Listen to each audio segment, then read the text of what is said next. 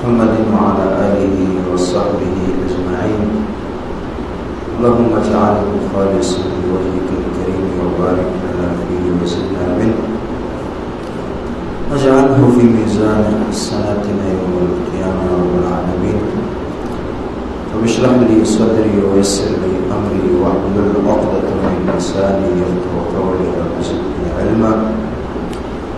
اللهم انفعنا بما علمتنا وعلمنا ما ينفعنا وزدنا علما. اللهم اجعل القرآن ربيع قلوبنا ونور صدورنا وجلاء أحزاننا وذهاب همومنا يا أرحم الراحمين.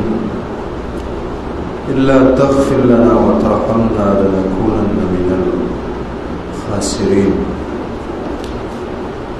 أما بعد فأعوذ بالله السميع العليم من الشيطان الرجيم من همزه ونفخه ونفثه. بسم الله الرحمن الرحيم.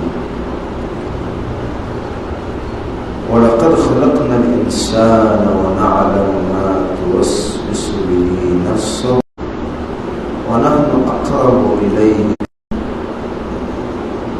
إذ يتلقى المتلقيان عن اليمين وعن الشمال قعيد ما يلفظ من قول إلا لديه رقيب عتيد وجاءت سكرة الموت بالحق ذلك ما كنت منه تحيد.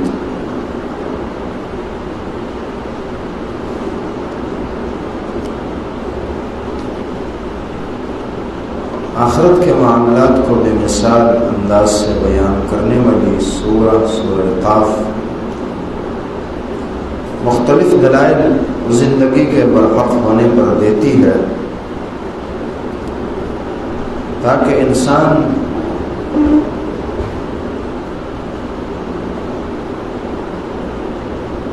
اس خواب غفلت سے بیدار ہو جائے اور اس دن کی تیاریوں میں مگن اور مصروف ہو.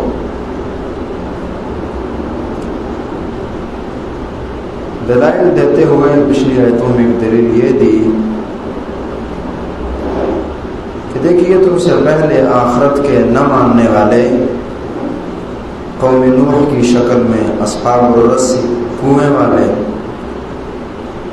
سمودی اور عادی فرعون لوط کی قوم اصحاب الایکہ باغ اور جنگل والے اور قوم تبع یہ تمام ہلاک ہو چکے ہیں اس چیز کو اس دن کو نہ مان کر. اور یہ ہلاکت کی دو وجوہات تھی. ایک تو یہ کہ اللہ نے اس دن کے ماننے کا حکم دیا تھا اور انہوں نے نہیں مانا، سزا کے لائق تھے، بات نہیں مانی، مجرم ٹھہرے. اور دوسری وجہ یہ تھی کہ جب انہوں نے آخرت کو نہیں مانا پھر تیاری بھی نہ کی، تیاری بھی نہ کر سکے. ایک سفر کی آپ سوچ بھی نہیں رکھتے تو تیاری کیا کریں گے؟ جب امید ہی نہیں ہے کہ میں نے حج کرنے جانا ہے یا جا رہا ہوں تو احرام خریدنے کی کیا ضرورت ہے؟ وہاں کے لیے مناسب لباس، دیگر ضروریات، اس کی تیاری بھی پھر آپ نہیں کریں گے. اور جب یہ سوچ بن گئی ہے، ارادہ بن گیا ہے، تیاری ہو چکی ہے جانے کی، تو پھر یہ آپ جو لوازمات ہیں انہیں پورا کریں گے. تو یہ ہلاک اس لیے ہوئے کہ ایک تو اس دن کو نہیں مانا اور نہ ماننا جرم تھا، اللہ نے سزا دی اور ہلاک کی. اور دوسرا یہ کہ جب نہ مانا تیاری بھی پھر نہ کی اور ہلاک ہو گئے. پھر فرمایا کہ کیا ہم تمہاری طرح تھک گئے ہیں پری دفعہ پیدا کر کے کہ دوبارہ زندگی پھر ہمارے لیے مشکل ہو. اب اس کے بعد اللہ رب العالمین مزید دلائل دیتے ہیں اور بہت زور آور گفتگو اس کے بعد رب العالمین فرمائیں گے وَلَقَدْ خَلَقْنَا الْإِنسَانَ وَنَعْلَمُ مَا تُوَسْوِسُ بِهِ نَفْسُهُ.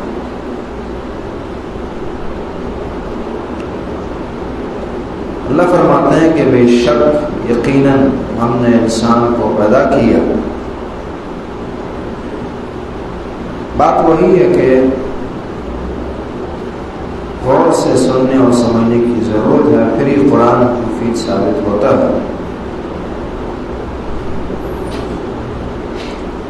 اور یہ آہستہ آہستہ کر کے پڑھنے کی، بغیر شور شرابہ کیے، اس کی وجہ یہ بھی ہے کہ تاکہ بات ہم سمجھیں زیادہ اور اپنی سوچ جو ہے وہ واضح رکھ سکیں۔ اور قرآن کی سمجھ بھی تب ہی آتی ہے کہ جب غور و فکر کر کے آہستہ آہستہ کر کے ٹھہراؤ کے ساتھ پڑھا اور سمجھا جائے۔ قرآن ایک عالمگیر اور جہانگیر کتاب ہے، بھلے ہم نے اسے بچوں کی کتاب بنا دی ہے۔ اور اس جملے کو ذرا آپ سمجھیں بھی، ہم نے قرآن کو بچوں کی کتاب بنا دی ہے، یعنی اکا دکا والدین بچوں کو اسپارہ پڑھوائیں گے، ٹیوشن لگوائیں گے، قرآن فہمی کی طرف توجہ دیں گے، لیکن خود کی زندگی میں قرآن اس کی پرواہ نہیں ہے۔ حالانکہ آپ ماشاءاللہ درس میں حاضری دینے والے افراد ہیں، آپ خود محسوس کرتے ہوں گے اور کرنا چاہیے کہ یہ باتیں بچوں کے سمجھنے کی ہے ہی نہیں یا بہت کم ہوں۔ ہم بڑوں کو نہیں سمجھ آتی، اتنے گہرائیوں میں اللہ تعالیٰ بات کر رہے ہوتے ہیں۔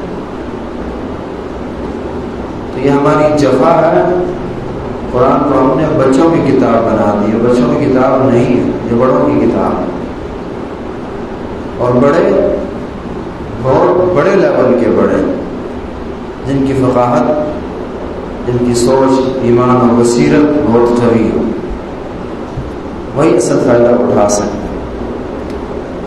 اللہ فرماتے ہیں کہ ہم نے انسان کو پیدا کیا وَنَعْلَمُ مَا تُوَسْوِسُ بِهِ نَفْسُهُ، اور ہم جانتے ہیں ان وسوسوں، خیالات، افکار، سوچوں کو جو ان کے نفس اسے دے رہے ہوتے ہیں اس انسان کو۔ وَنَحْنُ أَقْرَبُ إِلَيْهِ مِنْ حَبْلِ الْوَرِيدِ۔ سوال آتا ہے کہ یہ تو بڑا مشکل کام، کیسے جانتے؟ تو جواب دیے کہ وَنَحْنُ أَقْرَبُ إِلَيْهِ مِنْ حَبْلِ الْوَرِيدِ، ہم اس کی شارک سے بھی زیادہ اس کے قریب ہیں۔ بہت یہ جامع قسم کی آیت ہے، سمجھنے پر اس کی سمجھ کچھ زیادہ آتی ہے۔ یہ پہلے جملہ وَلَقَدْ خَلَقْنَا الْإِنسَانَ، ہم نے انسان کو پیدا کیا، یہ دراصل ایک لحاظ سے دلیل بھی ہے دوسرے جملے کے لیے کہ ہم اس کے اوہام اور خیالات، افکار، وسوسوں کو اس لیے جانتے ہیں کہ یہ ہم نے ہی پیدا کی ہے نا، جب پیدا کرے اور پھر جانتا بھی ہے تو دلیل پہلے دے دی اور مدعا جو ہے وہ بعد میں پیش کر دی۔ یہ بھی قرآن کا انداز ہے کہ دلیل ہر چیز کی دے گا، بتائے بغیر دے گا، خود سمجھ نہیں ہوگی، اکثر بعد میں دے گا، بس اوقات یہاں کی طرح پہلے ہی دے دے گا دلیل۔ جس طرح آپ بعض اوقات ایک حدیث بیان کرتے ہیں، پھر کہتے ہیں کہ اس حدیث سے ہمیں یہ بات سمجھ آئی، یہ حدیث اس بات کی دلیل ہے۔ اکثر آپ یہ کریں گے کہ فلانا کام جائز ہے، اس کی دلیل یہ حدیث، یہ آیت ہے، اور کبھی کبھار آیت اور حدیث پہلے پڑھ دیں گے اور پھر کہیں گے اس سے یہ بات سمجھ آتی۔ تو یہ دلیل ہے اس بات کی، تو اس کو بعید نہ جاننے کہ ہم کیسے جانتے ہیں اس کے معاملے کو اور وسوسوں کو، کیونکہ ہم نے اس انسان کو پیدا کی ہے۔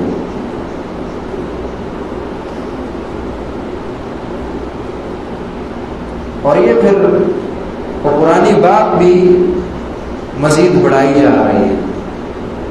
پچھلی بات، پچھلا مدعا وہ یہ تھا کہ قیامت نے، آخرت نے آنا ہے، اسے ماننا پڑے گا۔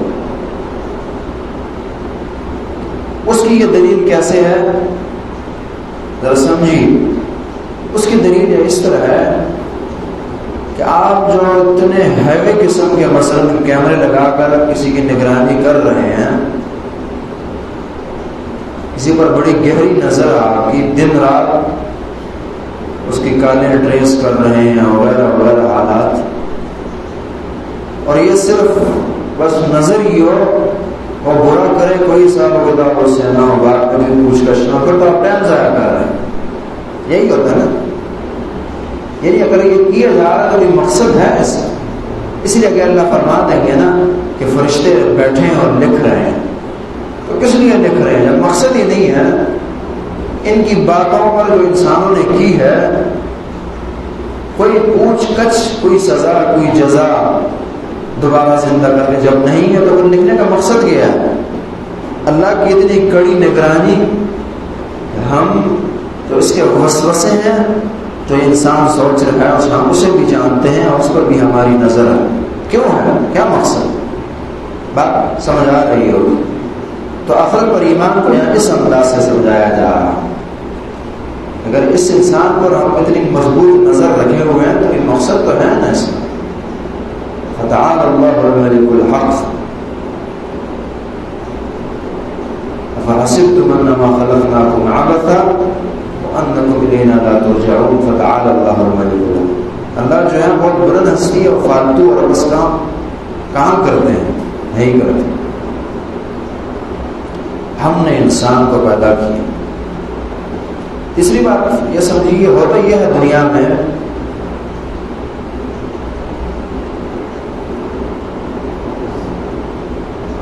کہ ایک کمپنی مثلا کوئی چیز, کوئی ایٹم تیار کرتی ہے.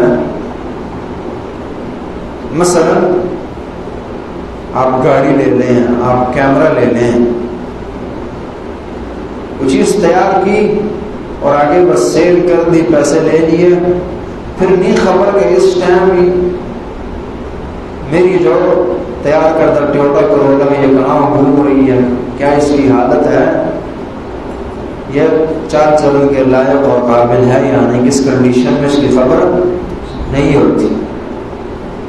یہ کیمرہ کس کے گھر لگا ہے, کیا کر رہا ہے, چالو حالت میں ہے, فیل ہو چکا ہے, کباڑ بنا دیا گیا ہے, اس کی خبر نہیں ہوتی. اللہ کی تخلیق ایسی نہیں ہے. وَلَقَدْ خَلَقْنَا الْإِنسَانَ, ہم نے انسان کو پیدا کیا.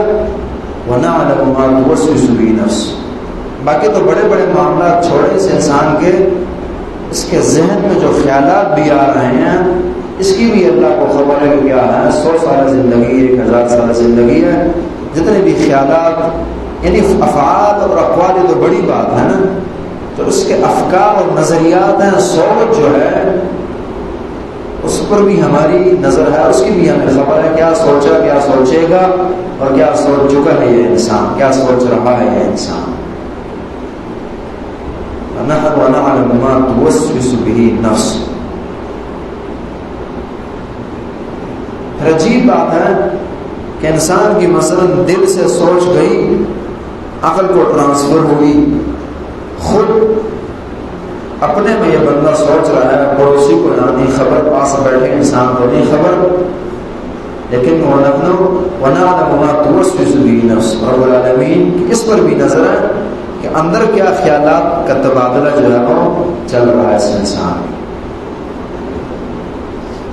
اس کا نفس اور اس کا دل اسے کیا وسوسے دے رہا ہے, اس کی بھی ہمیں خبر. یہاں موسوسہ اور وسوسے سے مراد صرف وہ شر کا وسوسہ نہیں ہے, ٹوٹل اس کے خیالات مراد.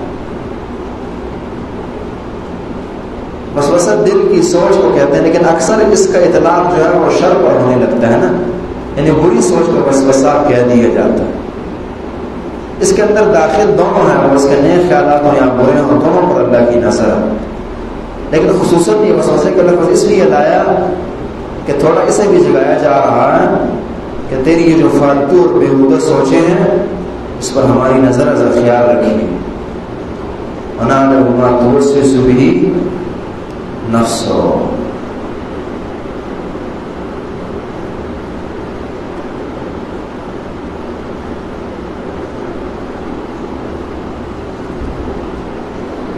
نبی کریم صلی اللہ علیہ وآلہ وسلم ارشاد فرماتے ہیں, ان اللہ تجاوز عن امتی, کہ اللہ رب العالمین نے میری امت کو معاف کر دی ہے بعض چیزیں ذکر کی، اس میں سے ایک ہے ما وسوست به صدورها، جو سینے سے وسوسہ دے رہے ہوتے ہیں، خیال جو خیالات ذہن میں آتے ہیں، ما لم تعمل او تتکلم، ما لم تعمل بھی او تتکلم، تو جب تک اس وسوسے کو زبان پر نہ لے آئے، یا جب تک اس پر جو شیطانی سوچ ذہن میں آئی ہے اس پر عمل پیدا نہ ہو جائے، تب تک اس انسان کی معافی ہے، رب العالمین کا رحم ہے۔ حتیٰ کہ صحیح مسلم کی حدیث میں مزید وضاحت کرتی ہے، ایک آدمی نیکی کا جب ارادہ کرے رب العالمین ایک نیکی اس کے لیے لکھ دیتے ہیں، اور جب نیکی کر لیتا ہے یہ انسان تو کم از کم اس کے لیے 10 گنا اسے لکھا جاتا ہے، کم از کم 10، اور پھر جس قدر اس کا اخلاص ہوگا، خلوص ہوگا، دینداری ہوگی، اس قدر اس کی نیکیاں زیادہ لکھی جاتی ہیں۔ اور ایک بہت تفصیل طلب اور بڑی پیاری بات ہے، اگر اس پر ٹائم ہو اور بات کی جائے، مختصراً آپ یہ سنیں، ایک یہ ہے کہ آپ کا ایمان بہت ہائی لیول کا ہے، آپ نے اپنے ظاہر اور باطن کو صحیح شریعت کے مطابق کر دیا، اور آپ کے مقابلے میں ایک بندہ وہ ہے جس کا ظاہر اور باطن اس لیول کا نہیں ہے، دونوں نے ایک صف میں نماز پڑھی ہوگی، ایک روپے صدقہ اس نے کیا ہوگا، ایک اس نے کیا ہوگا، اجر میں بدلے میں زمین و آسمان کا فرق ہوگا۔ یہ میں حدیث سے چیز بڑی مختصر بتا رہا ہوں۔ اس کی وجہ یہ ہے نا کہ جس طرح دنیا میں آپ دیکھ لیں، جب ایک برانڈ ایک چیز جو ہے اور چل جائے تو پھر اس کی معمولی چیز بڑی قیمتی ہوتی ہے۔ نہیں، جب بندہ اللہ کے قریب چلا گیا اور کسی حد تک قابل اعتماد ہو گیا، اللہ کا محبوب بن گیا، اس کی نیکی پھر عام انسان کی طرح نہیں ہوتی۔ اور یہ باتیں آپ خواب کی حد تک نہ سنیں، بلکہ ذرا سوچنے کی ہے میرے لیے اور آپ کے لیے کہ آیا ہم اپنے ایمان کو اس لیول کا بنا سکیں، ظاہری اور باطنی، ہماری یعنی ایسا ناز سے کہیے کہ ہماری نیکیاں کس درجے اور کس لائق لکھنے اور تلنے کی ہے۔ یہ پھر اپنے ظاہر پر آپ نظر ڈال کر، باطن کو پڑھ کر آپ جان سکتے ہیں کسی حد تک کہ آیا میں ان لوگوں میں ہوں جن کی اللہ کے ہاں، جن کی نیکی کی ایک خاص قدر ہوتی ہے، ایک خاص پیمانہ ہے، یا پھر عام انسانوں میں ہو کہ وہ جس کا جتنا عمل ہو زیادہ سے زیادہ 10 گنا اس سے اوپر بات نہیں جاتی۔ بہرحال جس طرح میں نے کہا کہ وقت کی قلت ہے، تفصیل سے بات نہیں ہو سکتی، صرف ٹچ دینا مطلوب ہے کہ یہ بھی ایک سمجھنے کا مسئلہ ہے۔ تو پھر نیکی کی نبی صلی اللہ علیہ وسلم فرماتے ہیں کہ 10 لکھی جاتی ہیں، اور کم از کم 10 من جاء بالحسنۃ فله عشر امثالها والی بات قرآن میں بھی کہا۔ اور آگے جس قدر اس کا اخلاص ہوگا، جس قدر اس کا ایمان مضبوط اور مستحکم ہوگا، اتنا ہی اللہ اس ایک نیکی کو بڑا چڑھا کر لکھیں گے، حتیٰ کہ 700 گنا ہو، اس سے بھی آگے بات چلی جاتی۔ اور اس کے مقابلے میں برائی کا یہ ہے کہ برائی بندے نے سوچی تو سوچنے پر، اب ہونا یہ چاہیے تھا اگر نیکی سوچنے پر لکھی جا رہی ہے تو گناہ بھی لکھا جائے، لیکن اللہ کا رحم ہے کہ سوچنے پر نہیں، حتیٰ کہ اسے عملی شکل نہ دے دے یا زبان پر اس وسوسے کو لے نہ آئے، تب تک اس کی درگزری ہوتی، یہ بھی اللہ کا رحم ہے۔ لیکن ایک چھوٹی سی بات مزید بھی سمجھنے کی ہے، جو الحمدللہ ہم نے عقیدے کی کلاس میں بیان کی تھی۔ بعض حدیثیں ایسی ہیں جو بظاہر تھوڑی مشکل ہے اس بارے میں، مثلا سے بخاری کی وہ حدیث آپ نے سنی ہے، مجھے آپ کے اسپیکر کا آواز کوئی زیادہ لگتا ہے، آواز زیادہ لگتی ہے، میں سمجھتا ہوں شاید آپ کو سمجھ نہیں آ رہی ہو۔ سے بخاری کی وہ حدیث کے نبی علیہ السلام فرماتے ہیں اذا التقى المسلمان بسيفيهما فالقاتل والمقتول كلاهما في النار، جب دو مسلمان تلواریں لے کر ایک دوسرے کا مقابلہ کرنے نکلتے ہیں تو قاتل اور مقتول دونوں جہنمی ہیں۔ اب بظاہر یہاں اشکال ہے کہ ایک طرف تو حدیث یہ کہتی ہیں کہ جب تک کام نہ کرے لکھا نہیں جاتا. اور یہاں چلے اس لیے صحابہ نے بھی پوچھا نا کہ فما بال المقتول، کہ ٹھیک ہے قاتل کی تو سمجھ آتی ہے کہ بندے نے قتل کیا، مقتول کیوں جہنم جائے؟ کیونکہ انہیں پتہ تھا کہ وہ مسئلہ تو یہ ہے برائی لکھی نہیں جاتی جب تک اس پر عمل نہ ہو، جب تک کر نہ دے بندہ. نبی اسلام نے مختصر سے جواب دیا فإنه كان حريصا على قتل صاحبه. اور اس کو سمجھنے سے پہلے ساتھ ایک مسئلہ یہ سمجھے کہ ایک تو قتل کا معاملہ بڑا حساس ہے، اس لیے یہاں اس کی سخت وعید آئی ہے کہ اس کا ارادہ بھی بس اتنی بڑی چیز بن گئی. اور اس سے زیادہ یہی جواب اس کا یہ ہے کہ دیکھیں ارادہ اور سوچ انسان کی اس کی دو قسمیں بنتی ہیں. ایک یہ ہے کہ بس فقط شیطان کا وسوسہ آیا اور بندے نے اعوذ باللہ پڑھی یا اسی طرح ارادہ ترک کر دیا، کام نہ کی. ایک یہ شکل ہے. اس حدیث میں بھی الفاظ ہے نا ما وسوست بھی صدور، جو وسوسہ دلائے اس کا دل اسے. ایک یہ شکل ہے، یہ واقعی نہیں لکھی جاتی. ایک ہے کہ وسوسہ ذہن میں آیا، خیال آیا، کرنے کے لیے آپ اٹھ گئے اور کرنے سے عاجز آ گئے، کوئی رکاوٹ بن گئی، کوئی مسئلہ پیش آ گیا، بے بس ہو گئے. اور نقل کے ساتھ ساتھ عقل بھی کہتی ہے کہ دونوں میں زمین و آسمان کا فرق ہے. ایک کر نہیں سکا اور ایک نے اللہ کے لیے چھوڑ دیا. تو وہاں جو ہے انه كان حريصا على قتل صاحبه، کہ اس کا ارادہ تھا اور اٹھا ہے کرنے کے لیے اور کر نہیں سکا کام. اللہ نے توفیق نہیں دیا، مگر مشغول کو سب چھوڑی نہیں. تو اسی طرح آپ ارادے کی دو قسمیں بنا سکتے ہیں. ہاں ایک فقط ذہن میں خیال آیا اور اللہ کے لیے چھوڑ دی تو بہت بڑی نیکی ہے آپ کی، جس کی توفیق اللہ نے آپ کو دی، اپنا کمال نہ. اور وہاں اس طرح کی بات نہیں ہے. اب دیکھیں نا، اب یہ بھی پورا ایک حساب و کتاب کا مانگتا ہے نا، کس کا ارادہ کس لیول کا ہے. وَنَعْلَمُ مَا تُوَسْوِسُ بِهِ نَفْسُهُ، یہ پھر اللہ رب العالمین جانتے ہیں کس کا فقط ارادہ بنا ترک کر دیا اور کس کا پختہ عزم مصمم تھا اور تکمیل نہیں کر سکا اس کی. اور کتنی مضبوط نگرانی ہے انسان پر رب العالمین کی، اور کس قدر مضبوط علم ہے رب تعالیٰ کا. اس لیے اللہ رب العالمین نے یہاں اپنے علم میں اس چیز کا حوالہ دیا ہے کہ ہم تو انسانی سوچ کو بھی جانتے ہیں کہ یہ سوچ کیا رہا ہے انسان. وَنَعْلَمُ مَا تُوَسْوِسُ بِهِ نَفْسُهُ.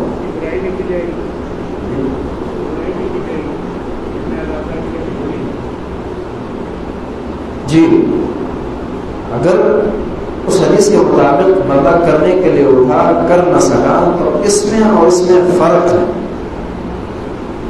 اگر اللہ کا رحم آڑے نہ ہو تو احتمال ہے کہ اس کا گناہ لکھا جائے گا اور دوسرے کا نہیں لکھے گا.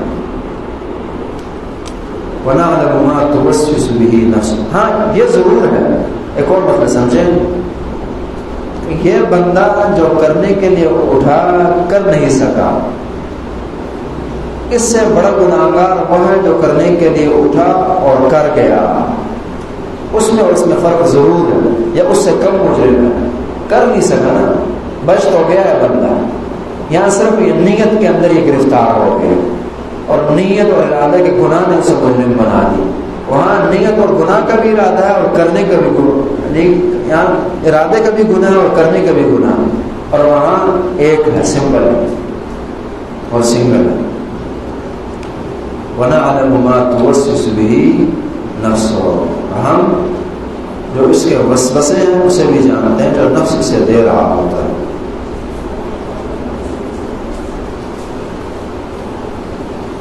عموماً پھر ہوتا یوں ہے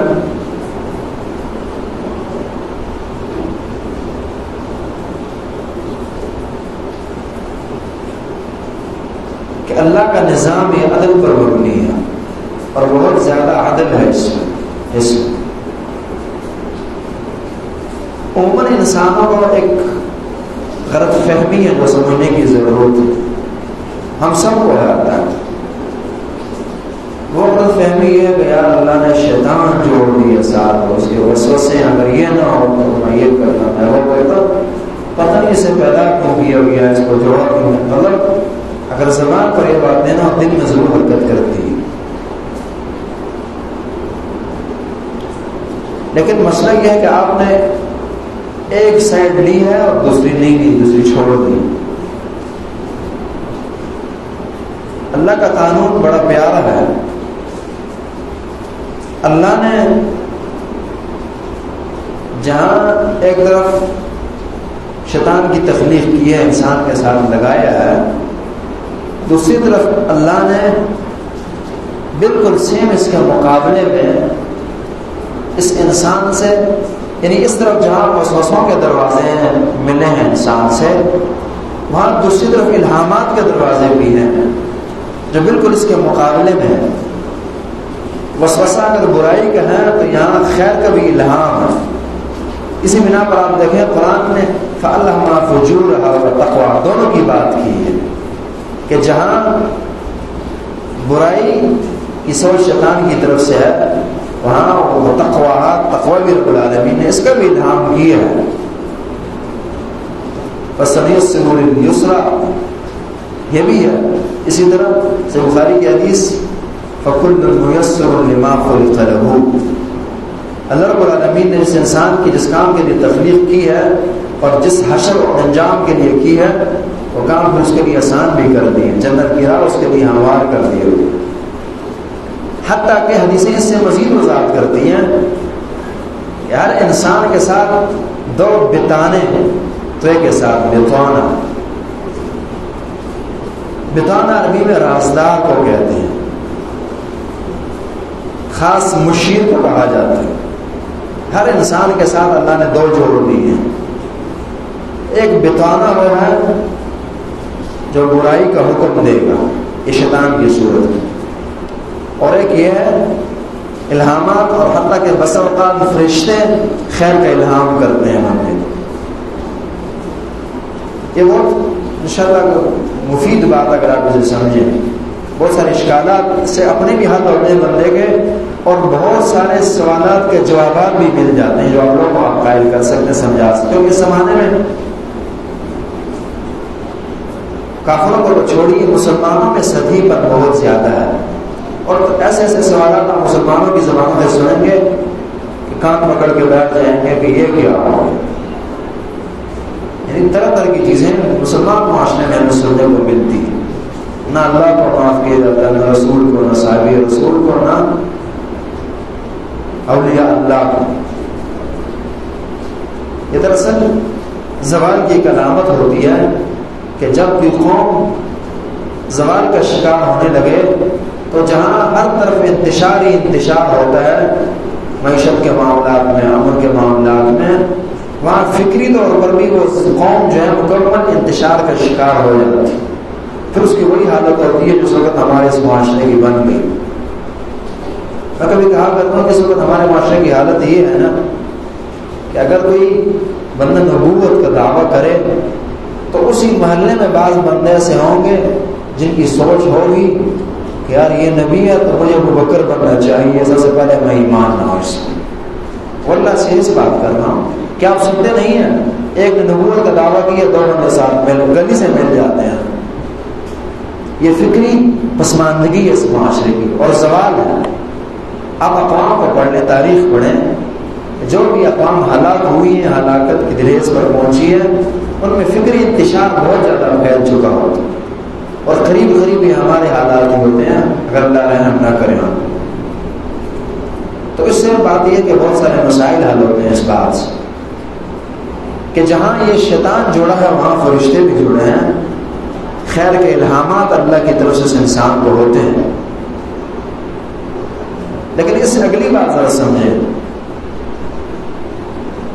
یہاں میں جو صرف شیطان ہی نظر آتا ہے اور یہ سائڈ نظر ہی نہیں آتی، اس کی وجہ یہ ہے کہ ہم یہاں جڑ گئے، یہاں جڑے نہیں ہیں ساتھ،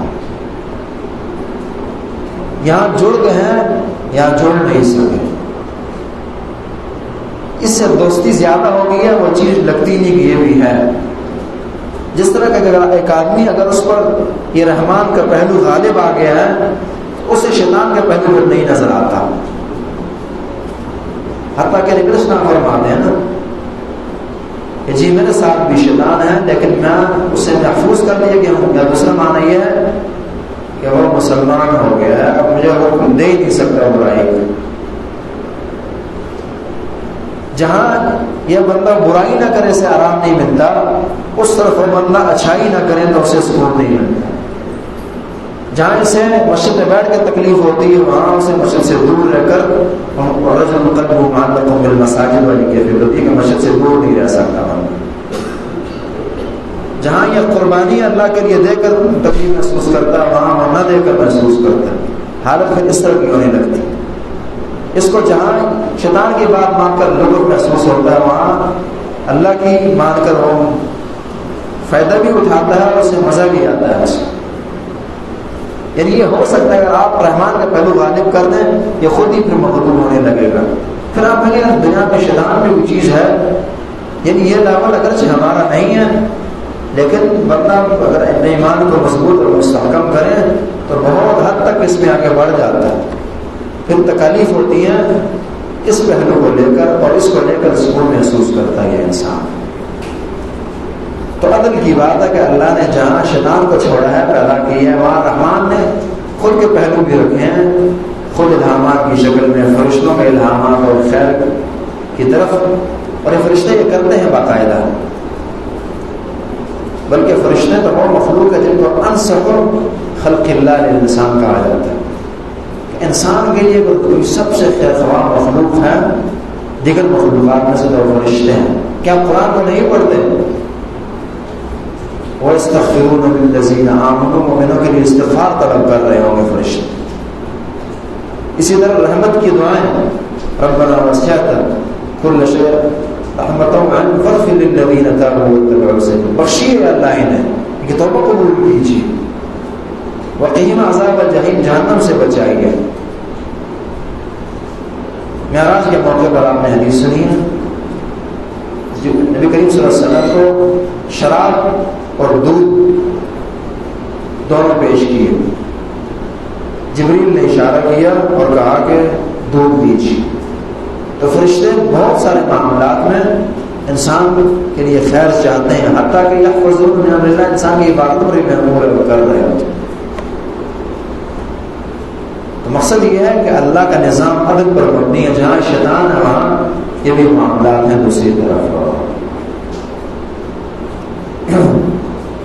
وَلَقَدْ خَلَقْنَا الْإِنسَانَ وَنَعْلَمُ مَا تُوَسْوِسُ بِهِ نَفْسُهُ، ہم نے انسان کو پیدا کیا اور جو اس کا نفس اسے وسوسے دے رہا ہے، جو سوچ، یہ سوچ ہمیں کھائی ہے، اس کا معنی وسیع ہے. عام مثبت سوچ بھی اس کے اندر داخل ہے. جو یہ سوچ رہے وہ منفی ہو یا مثبت ہو، ہم اسے بھی جانتے ہیں. اللہ اکبر. وَنَحْنُ أَقْرَبُ إِلَيْهِ مِنْ حَبْلِ الْوَرِيدِ، اور ہم زیادہ قریب اس انسان کے اس کی شاخ سے بھی. حبل الورید، اچھا یہ تو دلیل ہوگی ہم ان لوگوں کی جو کہتے ہیں اللہ ہر جگہ ہے. اکثر یہی آیت میں پڑھ رہے ہوتے کہ اللہ جو ہے ہر جگہ ہے. آپ پوچھیں دلیل کیا ہے؟ کہتے ہیں اللہ نے قرآن میں نہیں کہا. یا ہم نے بہت سنی، حتیٰ کہ اور جاہل ہے انہیں بھی پتہ ہوتی ہے کہ اللہ نہیں کہتے کہ میں شارک سے بھی زیادہ قریب ہوں. یعنی اس آیت کو پیش کرتے ہیں وَنَحْنُ أَقْرَبُ إِلَيْهِ مِنْ حَبْلِ الْوَرِيدِ.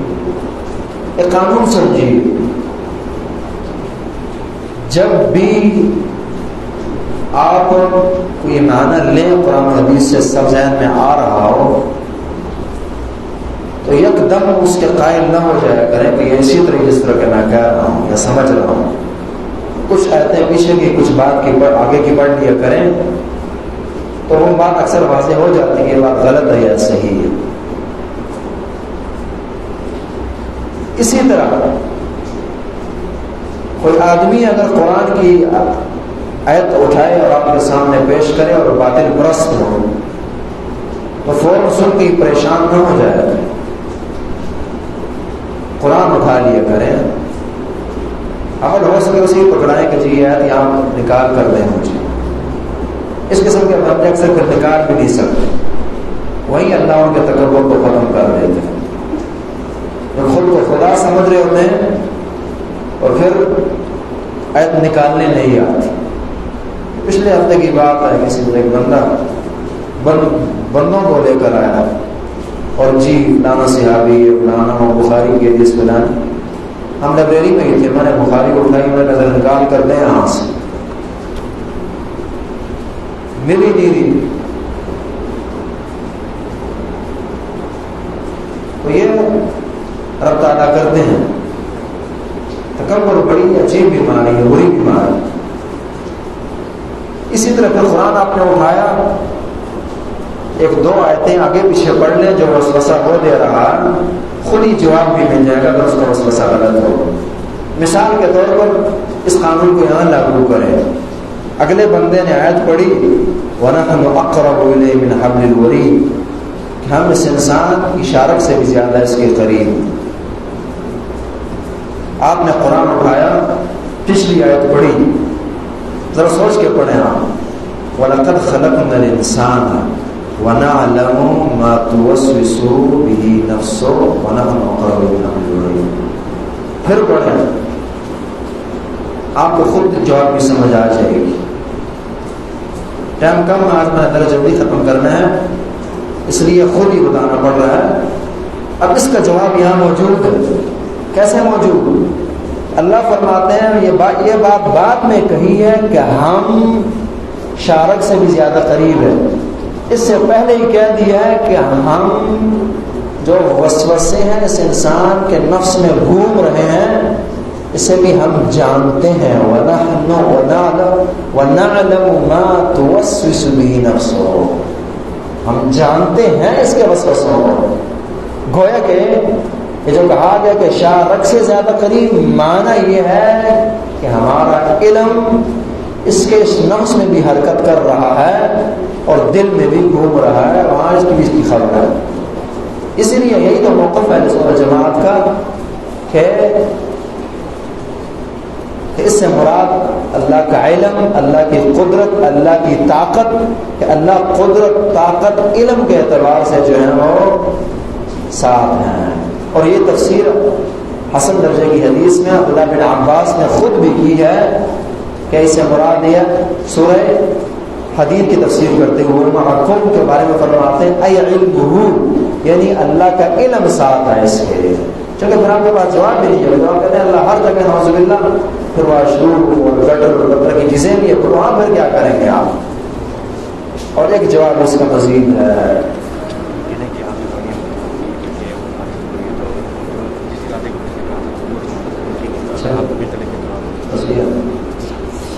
جی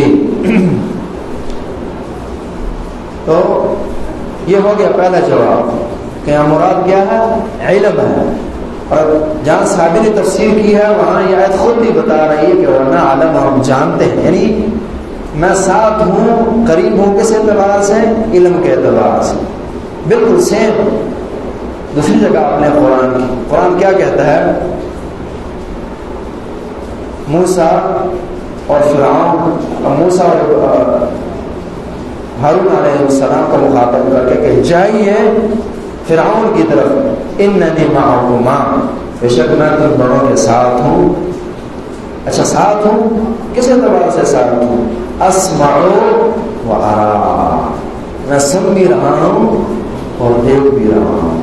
ساتھ ہوں, سن بھی رہا ہوں, یعنی کہ ساتھ ہونا سننے کے اعتبار سے, علم کے اعتبار سے, قدرت کے اعتبار سے, مدد کے اعتبار سے, نہ کہ ساتھ ہیں.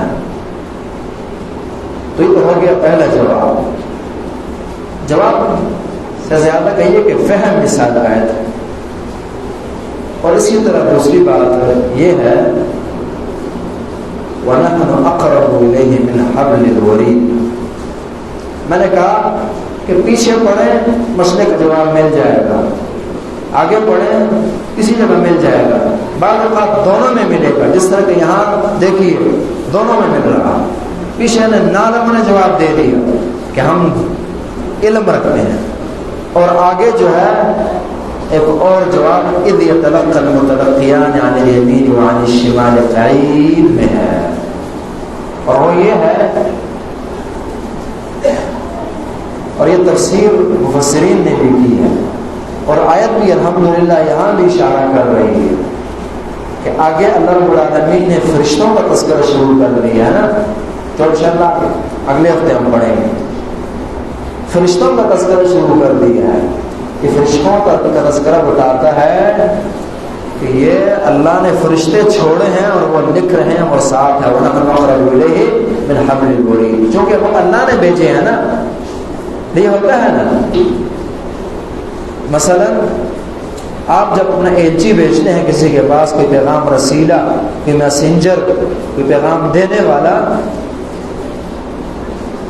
اور وہ وہاں حاضر ہو، دیکھ رہا ہو کسی چیز کو، ایک بندے کو مثلا دیکھ رہا، اور آپ اسے فون کر کے کہتے ہیں کہ اس وقت ہم آپ کے سامنے کھڑے ہیں، آپ نہیں کھڑے، آپ کے بندے کھڑے ہیں وہاں، اس وقت آپ ہماری نگرانی میں، حالانکہ وہ بیچارہ کہیں دور بیٹھا ہوگا، نگرانی بندوں سے کروا رہا، تو کہ یہ فرشتے اگر ساتھ ہیں یا روح لے رہے ہیں تو یہ اللہ کے بھیجے ہوئے، اسی طرح جیسے اللہ ہے، اللہ خود عرش پر ہیں، یہ فرشتے ساتھ، اسی بنا پر اللہ دوسرے مقام پر فرمائیں گے وَنَحْنُ أَقْرَبُ إِلَيْهِ مِنْكُمْ وَلَكِنْ لَا تُبْصِرُونَ، یہ فروغ خبر ہوتی ہے نا کہ ہم تم سے زیادہ اس کے قریب ہوتے ہیں اس میت کے، لیکن تمہیں نظر ہم نہیں آتے۔ کیا؟ کون؟ فرشتے۔ تو اس لیے جو کہا گیا کہ میں شارک سے بھی زیادہ قریب ہوں، دو یہاں اس کے فہم کے لیے ایک بات ہم نے پچھلی آیت سے لی، ایک اگلی سے لی۔ پچھلی میں یہ تھا کہ ہم کس اعتبار سے ساتھ ہیں؟ علم، نظر، قدرت، طاقت کے اعتبار سے ساتھ، اور شارک سے بھی زیادہ قریب ہے۔ شارک بندے کو خود نہیں نظر آتی، رب العالمین کو نظر آ رہی، اور اسی طرح یہ شارک بھی اس انسان کی اللہ رب العالمین کے کنٹرول میں ہے نا، اسے کسی کی گولی بعد میں مار سکتی ہے، اللہ پہلے مار دے گا، ہے نا، اس اعتبار سے قریب۔ تمہاری طاقت اس کے اتنی قریب نہ ہوگی جس قدر ہماری اس کے قریب۔ پھر آپ کو جاننا چاہیے کہ جو اصل جو انسان کی زندگی ہے وہ اسی رگ سے جڑی ہے، حبل الورید سے، اس لیے ہم شارک کہتے ہیں، شارک کٹ گئی، اور یہ رگ اگر ہاتھ میں ہو تو اس کو حدیثوں نے اور اسی طرح عربی میں اکحل کا کہا، رگ اکحل کی رگ کہا جاتا ہے، اکحل یہ وہی رگ ہے، یہ دراصل بڑی رگ ہے نا جس سے سپلائی ہو رہی ہے انسان کے بدن کی، خون یہیں سے چل رہا ہے سارا، اگر یہ زخمی ہو انسان کی زندگی مشکل ہونے لگتی، اور یہ وہی رگ ہے، میں یہ بات کر رہا تھا جس پر سعد بن معاذ کو مارا گیا تھا، حدیث میں آپ نام سنتے ہیں اکحل، وہ یہی رگ، اور یہی رگ جب دل کے اندر اترتی ہے تو پھر وہ 3 کلمات اس کے لیے استعمال کرتے ہیں، قرآن نے کیا، اور یہ جب گلے میں ہو تو پھر حبل الورید کہتے ہیں اس کو، یہ والی رگ، ہم اس سے بھی زیادہ قریب ہیں، وہ ہے کہ گن پوائنٹ یہ بات کی چیز ہے، اور یہاں اللہ پہلے انسان سے، یہ کتنی پیاری بات ہے اگر بندہ اس کو سمجھے۔ اس لیے تو ہم کہتے ہیں کہ قرآن کا فہم یہ ضروری ہے، بچوں کی کتاب نہیں ہے، یہ بڑوں کی کتاب، یہ بوڑھوں کی کتاب ہے، وہ سمجھیں گے، اپنے جو تجرباتی اس کا ذہن ہے اور مضبوط ذہن ہے اس سے زیادہ سمجھ آئے گی اس قرآن، بچوں کی دن نہیں آئے گی۔ تو جب سمجھا نہیں ہے تو پھر بندے نے سے بدعات ہی نکالنی ہے نا، پھر شرک ہی نکالنا ہے اس سے، پھر گندا عقیدہ نکالنا کہ نعوذ باللہ اللہ ہر جگہ ہے۔ یہ کسی زمانے میں جہمیہ کا عقیدہ تھا، بلکہ اور اس سے اچھا عقیدہ تھا، یہ صوفیہ کا عقیدہ، اللہ عرش پر ہے، قرآن نے 7 مرتبہ کہا الرحمن علی العرش استوى، اللہ عرش پر ہے، اور میں نے بتایا تھا کہ مزے کی بات یہ ہے کہ یہ آیت بھی قرآن میں 7 مرتبہ آئی ہے، یہ 7 مرتبہ ہونے کی اشارہ کرتا ہے کہ اللہ 7 آسمانوں کے اوپر ہے، عرش پر، اللہ عرش پر ہے، اللہ کی قدرت، اللہ کی طاقت، اللہ کی نظر ہر بندے، ہر جگہ، ہر وقت، ہر فرد پر ہمہ وقت یہ ہے۔ تو جہاں یہ کہا جاتا ہے کہ اللہ، یا یہاں سے یہ بات نکلتی ہے کہ میں ہر جگہ ہوں یا ہر کسی کے ساتھ ہوں، معنی کیا ہے یعنی ہماری نگرانی، ہماری طاقت، ہمارے فرشتے، خود اللہ وہاں عرش پر ہے۔ وقت پھر آپ معنی کریں نا، اگر آپ کہتے ہیں کہ اللہ ہر جگہ، تو پھر قرآن میں اللہ نے کیوں کہا کہ میں عرش پر ہوں؟ اس کا پھر کیا معنی کریں گے؟ اور ایک اور اصول سمجھیے یہاں،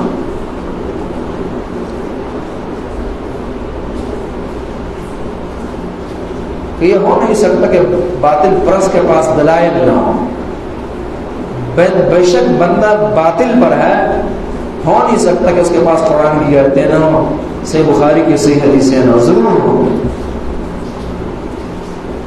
لیکن فرق یہ ہے، یعنی یہاں اہل حق کے پاس بھی قرآن کی آیتیں ہوں گی اور احادیث صحیحہ ہوگی، اور اہل باطل کے پاس بھی قرآن کی آیتیں ہوں گی، حدیث صحیحہ ہوں گی۔ اس لیے آپ فوراً سن کر پریشان نہ ہو کر، فرق ہے دونوں میں، وہاں بھی آیتیں اور حدیث، یہاں بھی، لیکن فرق ہے دونوں کے زاویوں میں۔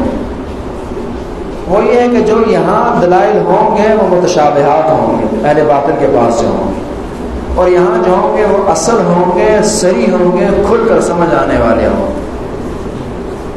مثلا اسی مسئلے کو آپ نے جن آیتوں سے یہ مسئلہ نکالا گیا کہ اللہ ہر جگہ ہے، وہ متشابہات ہیں، جس طرح کہ یہ آیت ہے نا، اور جو اس موضوع کو بیان کرنے والی آیتیں اور احادیث ہیں کہ اللہ عرش پر ہے، وہ کھل کر ہے۔ مثلا الرحمن علی العرش استوى، کہ اللہ عرش پر مستوی ہے، اور حدیثیں اس سے کھل کر کہتی ہیں وَإِنَّهُ لَعَلَى عَرْشِهِ فَوْقَ السَّمَاوَاتِ، کہ اللہ عرش پر ہیں، سات آسمانوں کے اوپر۔ کیا چیز رہ جاتی ہے اس کے بعد؟ اب اگر آپ یہ عقیدہ کرتے ہیں کہ اللہ ہر جگہ، تو پھر آپ کو بھی ایسی واضح آیتیں لانی ہوں گی نا۔ اگر ہم یہ آیت لا رہے ہیں کہ اللہ عرش پر ہیں، اب آپ کو وہ آیتیں لانی ہوں گی جو بتاتی ہوں کہ اللہ عرش پر نہیں ہے، پھر بات بنتی ہے۔ یعنی طاقت اس طرح کی ہونی چاہیے نا، کھل کر ہونی چاہیے، اس طرح کہ یہاں کھل کر لائی جا رہا ہے۔ وَنَحْنُ أَقْرَبُ إِلَيْهِ مِنْ حَبْلِ الْوَرِيدِ، دراصل یہ آیت ڈراوا ہے انسان، ڈرایا جا رہا ہے انسان۔ ظاہر ہے جب ڈر نہیں ہوگا اللہ کا، پھر ایسی باتیں، ایسے عقائد پکڑنے ہی ہے بندے نے، چونکہ صرف دلائل بندے کو نہیں سیدھا کرتے۔ آپ ساری صحیح بخاری نا اس بندے کے سامنے، اس شیخ الحدیث کے سامنے پڑھ کے رکھ دیں جو اس کی سوچ یہ ہے کہ میں نے رفع الیدین نہیں کرنا، میرے امام صاحب نے نہیں کی، وہ شیخ الحدیث ہے، صحیح بخاری کے سامنے ساری کنگال میں، اور ہو سکتا ہے 40 سال اس نے خود بھی پڑھائی ہوگی، نہیں سنے گا، نہیں مانے گا۔ اس کی وجہ قرآن نے بڑی پیاری بات کہی ہے، یا ایھا الذین آمنوا اتقوا اللہ وکونوا مع الصادقین۔ اس آیت میں اللہ درس دے رہے ہیں کہ لوگوں سچوں کا ساتھ دو، لیکن سچ کا ساتھ اور سچائی کا ساتھ اور سچے افراد کا ساتھ یہ ممکن نہیں ہے کس چیز کے بغیر؟ اسے پہلے ذکر کر دیا، یا ایھا الذین آمنوا اتقوا اللہ۔ جب خوف خدا نہ ہونا، سچ کو قبول کرنا، جب تک جہنم کا خوف، آخرت کا خوف، قبر کی فکر انسان میں نہ ہونا، حدیثیں کیا ہوتی ہیں بڑے بخاری کی کیوں نہ ہو، قرآن کی آیتیں بھی اتنی سیدھا کر دی بندے۔ اس لیے اللہ نے یہاں سچ کا ساتھ، سچائی کے ساتھ، اور بات بات میں کی ہے، اور اللہ کا ڈراوا یہ پہلے بتایا ہے۔ اس آیت میں پھر بڑے پیارے درس ہیں، اس کا بیان کرنا مشکل ہے۔ یہ آیت رد کر دیا، تھوڑا اشارہ کر دیتے ہیں ان لوگوں پر جو کہتے ہیں جی میں کسی کے ساتھ نہیں ہوں، جی میں کسی فرقے کے ساتھ نہیں ہوں، آزاد آدمی ہوں۔ صحیح غلطی پر آپ، وہ سوچ صحیح غلطی پر ہے جس کی یہ بن گئی ہے کہ میں کسی کے ساتھ نہیں۔ یہ اللہ اور رسول کی سوچ نہیں ہے کسی کے ساتھ نہ ہونے کی، تو بے لگامی ہے۔ اور سمجھیے اس موضوع میں، انشاءاللہ میں نے ارادہ کری اسے مستقل بیان کیا جائے۔ یہ آیت رد کرتی ہے کہ نہیں، سچوں کو ڈھونڈیں اور ہو جائیں ساتھ، اور ساتھ حدیث کو لیں، صحیح مسلم کی بات اور واضح ہو جائے گی۔ نبی علیہ السلام فرماتے ہیں لا تزال طائفۃ من امتی ظاہرین علی الحق، کہ قیامت تک ایک جماعت ایسی رہے گی جو حق پر ہوگی۔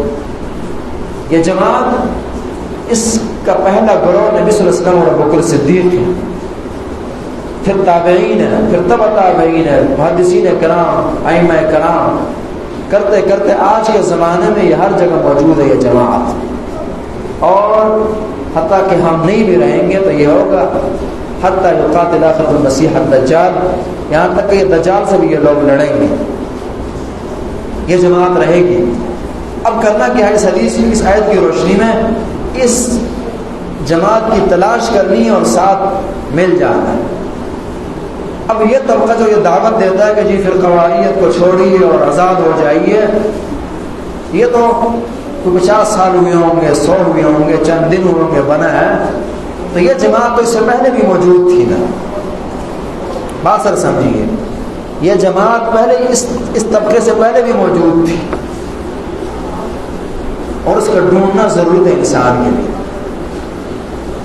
ایک حدیث ساتھ مزید ملا لی، یہ بات مزید واضح ہو جائے گی، اور پھر انشاءاللہ آگے بڑھتے ہیں۔ سنن نسائی وغیرہ کی حدیث، اور وہی حدیث جو پیش کی جاتی ہے کہ جی 73 فرقے بن جائیں، بڑی پیاری حدیث ہے واللہ، کسی کو سمجھ آ جائے نا، بڑی پیاری حدیث ہے، یہ پریشان نہیں کرتی، ہم تو پریشان کرنے کے لیے بیان کرتے ہیں۔ امت کے 73 گروہ بن جائیں، یہ تو رسول اللہ نے آپ کو جگایا کہ جاگ کر رہے ہیں، یہ نہیں کہا کہ آپ بے لگام ہو جائیں اور لہٰذا ہر ایک فرقے کو چھوڑ دیں۔ 73 فرقے ہو جائیں گے۔ سنت ترمذی کی حدیث بتائے گی کہ تمام جہنم میں الا واحدہ، ایک۔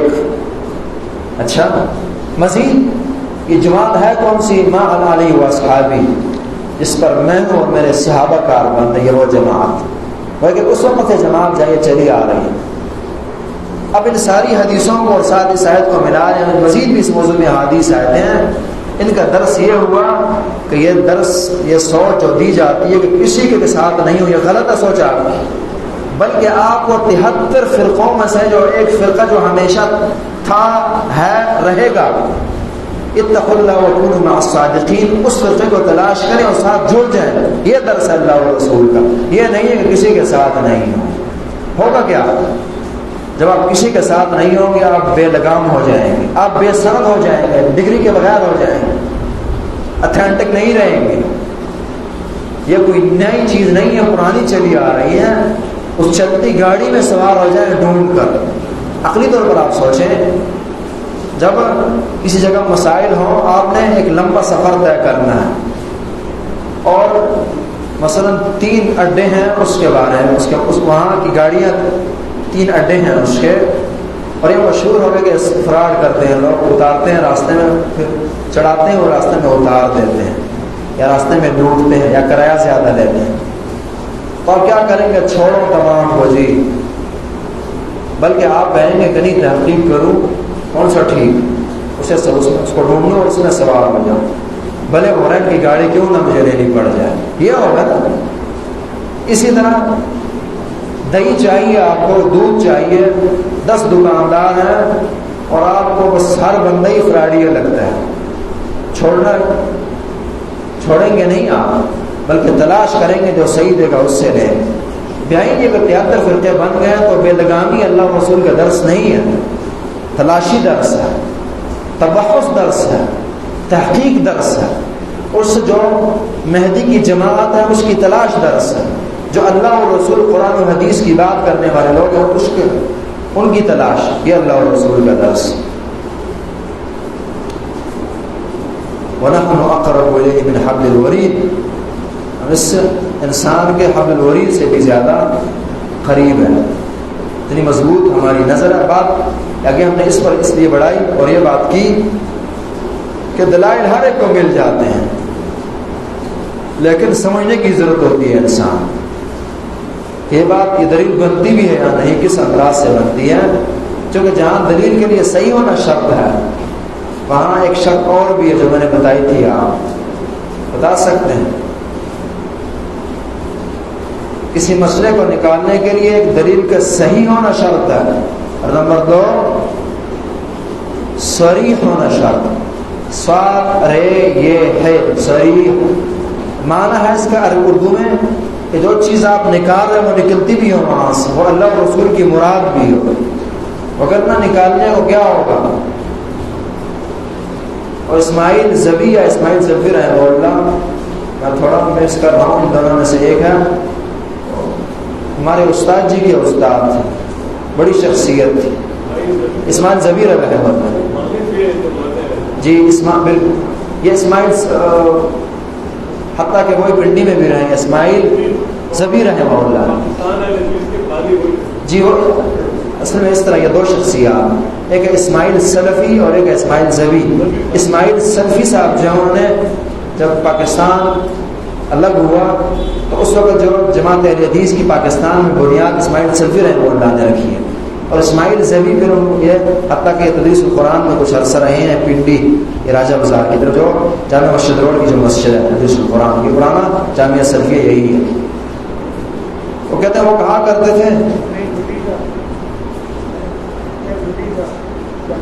جی جی وہی ہے جی جی، تو اسماعیل زبی رحمہ اللہ پیاری بات کہتے تھے، الدین ربڑ فکچو، الدین ربڑ فکچو، کہ دین جو یہ ربڑ ہے اسے کھینچی ہے، یعنی یہ انہوں نے اردو کی عربی بنا دی ہے، الدین ربڑ فکچو، یعنی یہ ربڑ ہے، جہاں بھی آپ کھینچیں گے یہ چلا جائے گا۔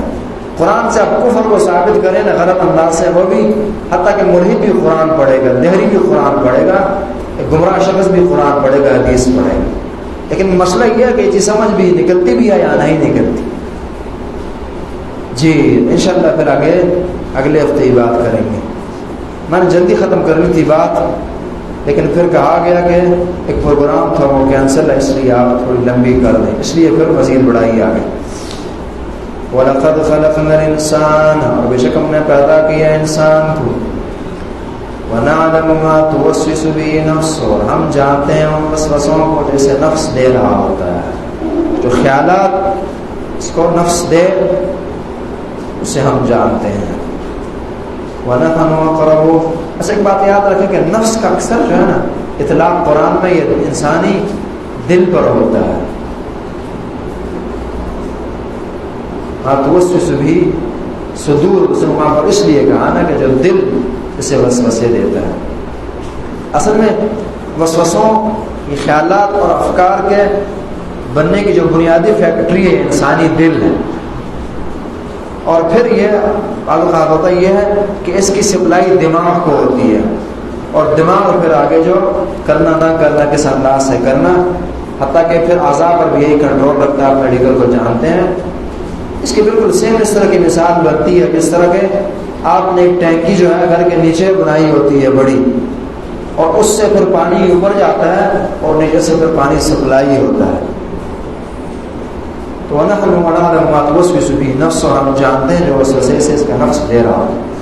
وَنَحْنُ أَقْرَبُ إِلَيْهِ مِنْ حَبْلِ الْوَرِيدِ، اور ہم اس انسان کے زیادہ قریب ہیں اس کی شارک سے بھی۔ شارک کا حوالہ اس لیے دیا کہ ڈراوا ہے انسان کو کہ تیری یہ شارک بھی ہمارے ہاتھ کسی دن کاٹ دیں گے، اور پھر وہ آخر اس کا تو انکار کرتا ہے، اسی کا تجھے سامنا کرنا پڑ جائے گا، آخر پر ایمان کو سمجھایا جا رہا۔